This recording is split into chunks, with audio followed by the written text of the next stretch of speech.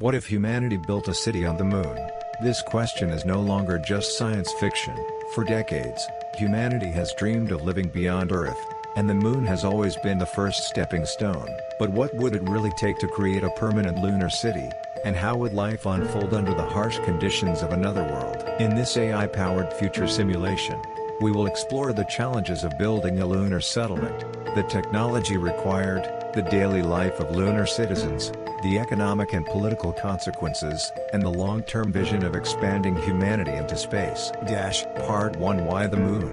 The Moon is the closest celestial body to Earth, just 384,000 kilometers away. It takes only 3 days to travel there, compared to months or years from Mars. This makes it the most logical place to begin humanity's expansion into space. The Moon also has resources. Its surface contains regolith, which can be used to build structures. It holds deposits of helium-3, a potential fuel for future nuclear fusion. And at its poles, scientists have detected frozen water, essential for drinking, farming, and producing rocket fuel. Most importantly, the Moon can serve as a launch pad for deeper space exploration. Its weaker gravity makes it easier to send missions further into the solar system.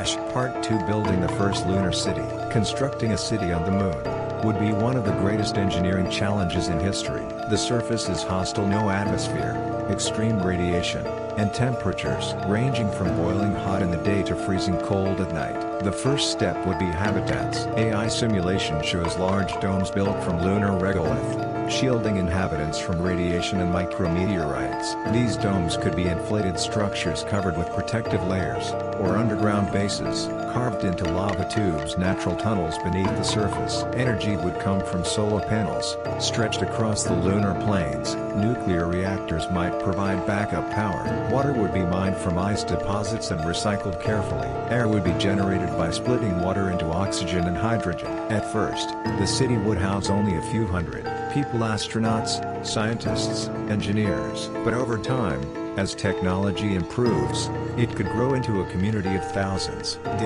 Part 3. Daily life on the Moon. What would life be like in a lunar city? Days would be divided not by sunrise and sunset, since one lunar day lasts 29 Earth days, but by artificial cycles of light to regulate human sleep. Children would grow up under domes, playing in artificial parks, their first steps lighter thanks to 1/6 gravity.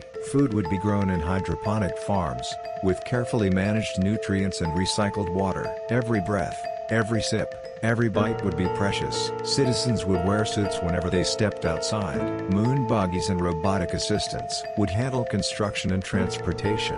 Virtual reality might provide entertainment and education, connecting lunar residents to Earth. But life would also be psychologically difficult. Isolation, confinement, and dependence on technology would create stress. Community and mental health would be as important as engineering.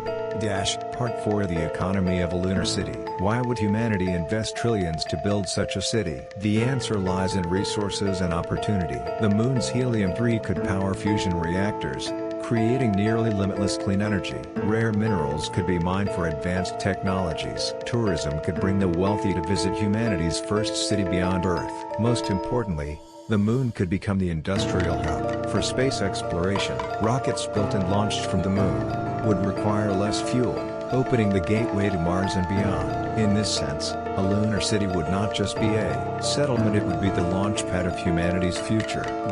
Part 5. Politics and power. Who would control the Moon?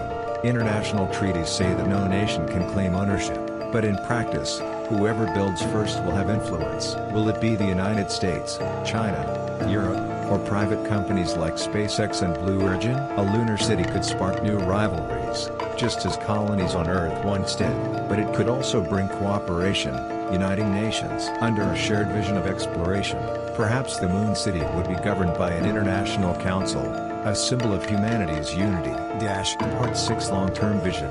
What happens after the first city? Over decades, lunar settlements could expand into multiple cities. Tunnels beneath the surface might become vast underground metropolises. Factories could produce spacecraft, solar panels, and fuel depots. The Moon might even export energy back to Earth through giant microwave beams of solar power. Eventually, millions could live on the Moon. Children born there might consider themselves lunarians, with their own culture, identity, and even physical adaptations to lower gravity. From the Moon, humanity could launch expeditions to Mars, the asteroids, and beyond. The lunar city would be the first chapter of a spacefaring civilization. Conclusion. So, what if humanity built a city on the Moon?